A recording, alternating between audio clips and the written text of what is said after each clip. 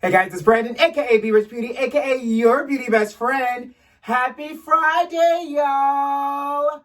Baby, Pharrell Williams launches a new skincare line.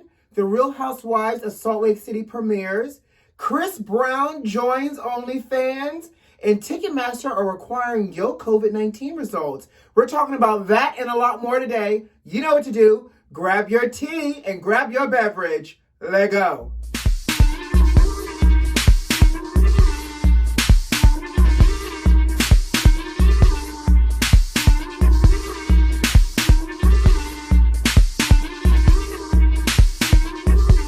Baby, before we jump into today's tea, let's talk about the tomfoolery that's still happening with this election. So y'all know that, he filed lawsuits for all these states where he lost, basically trying to get recounts, which is his right, like we mentioned on Wednesday. But the state of Georgia, the Secretary of State of Georgia, has announced that they will do hand recounts before the ballots go over to be certified in this election. First of all, hand recounts. Do you know how much that's going to cost the people of Georgia? Millions. I'm so glad you asked. Millions. You want to recount all these votes. Now, here's the thing. In addition to that, Senators David Perdue and Kelly Loeffler are also calling for the resignation of the Secretary of State, Brad, saying that there have been too many instances with irregularities in elections, so now they're calling for him to resign. Kumquat again? Excuse me? Y'all had no other issues, senators, when we had other issues with elections in the state of Georgia, but all of a sudden, now y'all want this man to resign because this man said, we're going to count these votes again, but I'm going to let you know that we're going to follow the law. And let's be real. The only reason why they're doing a hand recount is now because the state officials are pressuring. Y'all know they're getting the pressure from the government because he's having his temper tantrum, and now they're pressuring these states to do these recounts based off of these lawsuits. And again, y'all can do these recounts. That's his right. But baby, when I tell you a hand recount, which by the way, hand recounts can sometimes actually be less accurate than a machine recount. But they want to waste the taxpayers' money to do a hand recount. I can't and I won't. Baby. Pharrell Williams. The vampire of Brooklyn type of Pharrell that does not age. The Pharrell that probably lives in somebody's magical garden. Yes, that Pharrell is coming out with his own skincare line that he announced, and it's called The Human Race. Now, this launches on November 25th, a couple of days after my birthday. Oh, by the way, he has a birthday coming up on November 23rd. Listen, I'm truly excited for this. Y'all know he's a whole skincare junkie, and I love skincare. I love talking about skincare, but I love skincare that's about to make me look like death becomes her before the body parts started falling apart. But that initial when everything sucks and plucks and cinches and pinches, that part, if Pharrell is using the same skincare that he's about to sell to all of us, sign me up for a truckload. Not only do I want a truckload, can I get this as a supplement for my protein shakes? Because y'all know Pharrell does not age. Not only does Pharrell not age, he likes to get real shy when you talk about how youthful he looks, which really makes me feel like he made a pledge or sold a part of his soul or firstborn child to somebody's devil, Rumpelstiltskin, somebody, honey. This man has been here for centuries, I'm just saying. However, I digress. His skincare line will come with a rice powder cleanser. Sign me up. I love rice powder, anything. It makes the skin brighter and clearer, typically. We'll also have a lotus enzyme exfoliator. Sounds expensive. I'm telling you, it's the essence. Pharrell probably has essence of his blood in this dang on skincare line. We all about to be snatched, y'all. And it has a humidifying cream. I have never heard of a humidifying cream in my life. Now, don't get me wrong. Anybody that has ever traveled with me knows I love a good humidifier. Keep this skin moist. But a humidifier cream as a moisturizer? Yes, please. Along with a routine pack. I don't know what comes in the routine pack. It might be a little bit of everything else. But I am here for it on November 23rd. Human Race, Pharrell, can y'all send me a care package, baby? Listen, if I can look like Pharrell, I will throw everything else away, and that will be in my bathroom. Honey, I think I might be as excited as the people were for Fenty Skin that I am for Pharrell's skincare line, Human Race. Y'all, set your reminder, November 25th. Go and get y'all some Human Race, because we about to look like Death Becomes Her, okay? Or Vampire in Brooklyn. You take your pick. Did you guys watch The Real Housewives of Salt Lake City that came on Wednesday night? Baby, okay, so what I can say about this is I actually can appreciate this group of women. Now, I'm going to tell y'all who I'm rooting for. Y'all know, and it might be because she's my skin folk and my kinfolk, but I'm living for Mary Cosby just because she has one of the most interesting storylines to me. But I can appreciate, again, the dynamics here because they didn't round up all the pretty girls in Salt Lake City because some of these housewives are a little bit of a looker. But I will say, because, typically when you watch other franchises, it's like the cute girls, they're going to lunch, they're going to dinner, they're fighting about who to invite them to their party, that type of thing. But Mary Cosby, we just got to talk about her because y'all know, I reported when she first was announced as being a housewife that she married her step-grandfather. Well, she talks about it more in details in her confessional and with one of the housewives.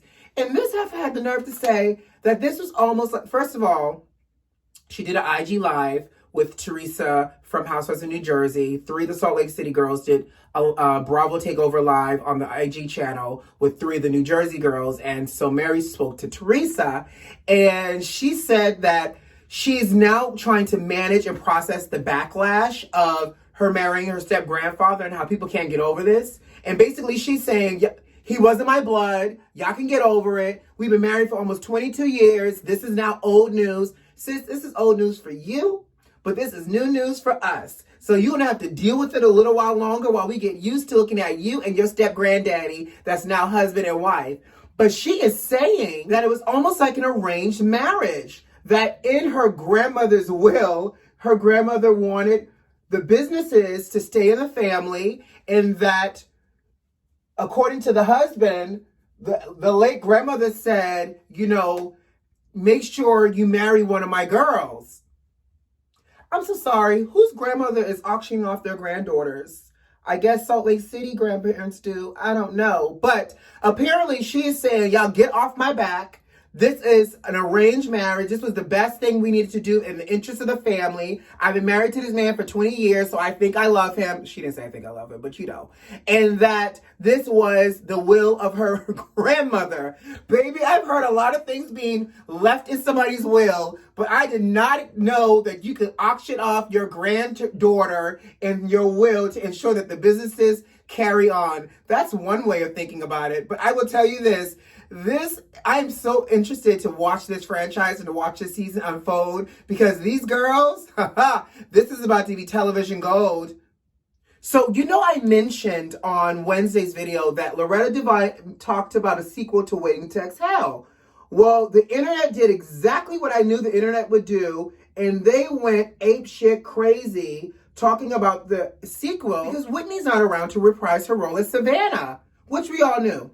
So everybody's talking about, how are you doing a sequel? How are you doing a sequel? Whitney's not around.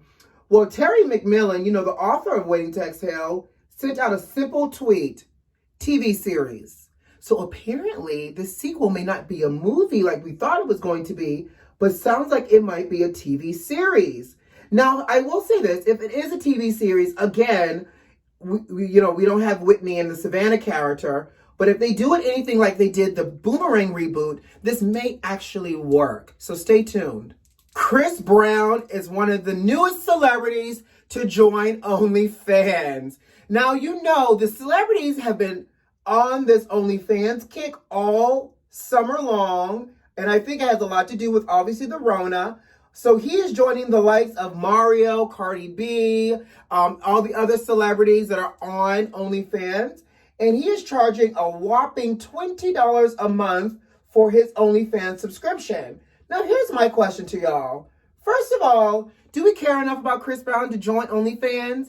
And really, Chris, People go to OnlyFans for one thing, and it's the racy content. Are you giving us racy content? Because, you know, we've already seen the goods on the internet, sir. So if you're going to join OnlyFans, I hope it's for something that's going to keep people wanting to come back for more. So let me tell you something. I have no interest to give Chris Brown 20 of my hard-earned dollars. But again, this also makes me feel like, what am I doing with my life? Everybody has an OnlyFans except me. All right, moving on. So do you guys use washcloths? Real question for y'all. The internet has been trending about washcloths, and it all started with a post where someone said, do you guys shower your entire body? Do you wash your entire body? Or do you wash just like your armpits and your genitals? And for some reason now it's come down to a whole race thing. So basically, Serena Williams' husband, Alexis, you know, her rich husband, honey, commented on this whole thread saying that his wife introduced him to using a washcloth. Now, the internet went in on this too, because it's like, so is it a white thing or a black thing? Because I feel like as black people, we use washcloths. And as a white man, this man apparently had never used a washcloth and was using the whole bar of soap. That is a lot of trust to put into a whole bar of soap to ensure that that one bar was going to be able to get into all your nooks and crannies.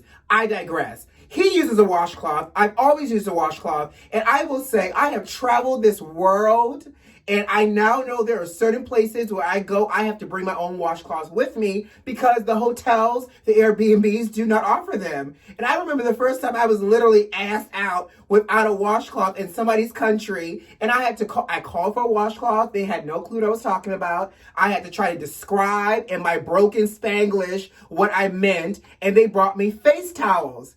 Y'all know, have y'all ever tried trying to lather up a whole face towel with enough soap to be able to wash your body the way you can get that kind of wash with a washcloth? It's a lot of work. So I've learned the power of a washcloth. But I thought it was so hilarious because apparently Serena's husband did not know anything about a washcloth before he married her. Now here's my question for my beauty bestie, because I know y'all are of many races. Now, do you use a washcloth when you bathe or do you not use a washcloth when you bathe? I want to know. Tell us. So Ticketmaster has announced that in order to go to a concert moving forward, you have to provide your COVID-19 negative test results. That's right. They are working on, obviously, phases of trying to resume normal life for concert goers and anything else that you would utilize Ticketmaster for.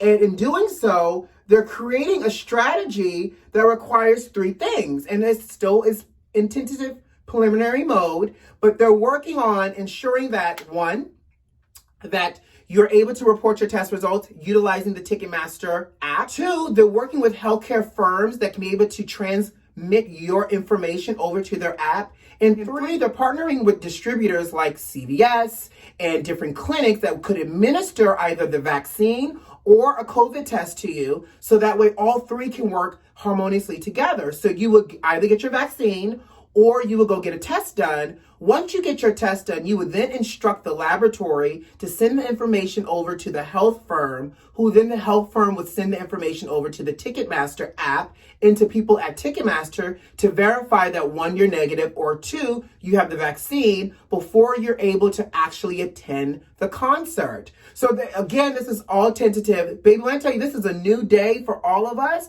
that is a lot of personal information you got to share with somebody in order to go see En Vogue or Beyonce in concert, because y'all know I'm an old soul. But whoever y'all want to see in concert or on a Broadway show, that is a lot. But nonetheless, my question to you all will be, when the time comes for us to go back outside, are you going to go through those steps in order to see your favorite performer or entertainer?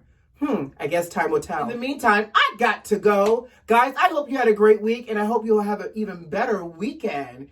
You know what to do. Subscribe to the channel if you like this video if you like, and leave me a comment. I'll see you on Monday. But before I leave, who loves you? I do. See you Monday. Bye.